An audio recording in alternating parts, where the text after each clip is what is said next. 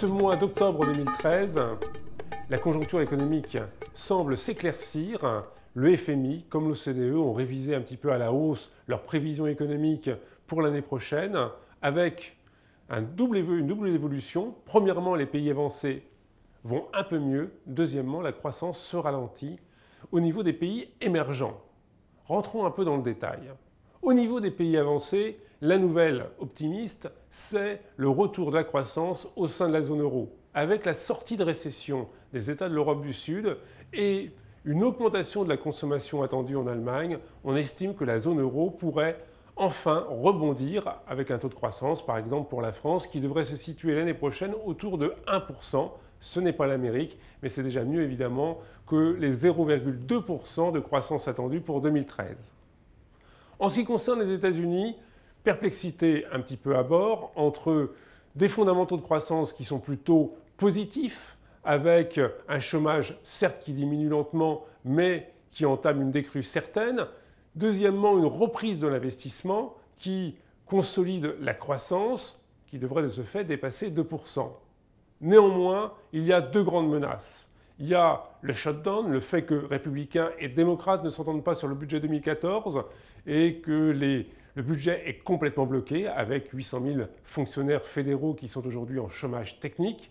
Et en liaison avec cette situation de blocage, le relèvement du plafond de la dette américaine qui dépasse aujourd'hui les 17 000 milliards de dollars, il faut un vote du Congrès pour adopter donc un nouveau plafond nécessaire pour que l'État américain ne soit pas en banqueroute.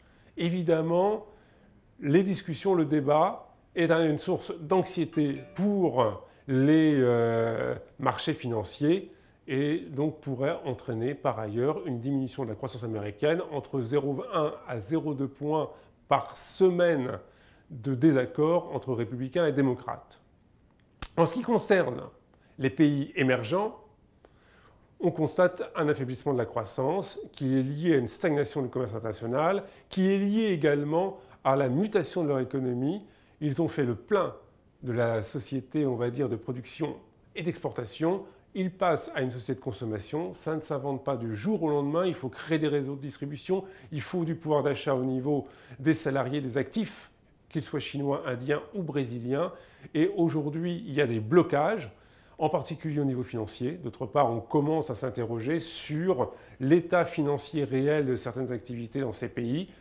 Par ailleurs, l'éventuelle menace d'un choc obligataire, d'une remontée des taux d'intérêt provoquée par la Banque fédérale américaine incite les capitaux à se réfugier en lieu sûr, c'est-à-dire dans les pays avancés, ce qui fait que la situation financière des pays émergents se dégrade.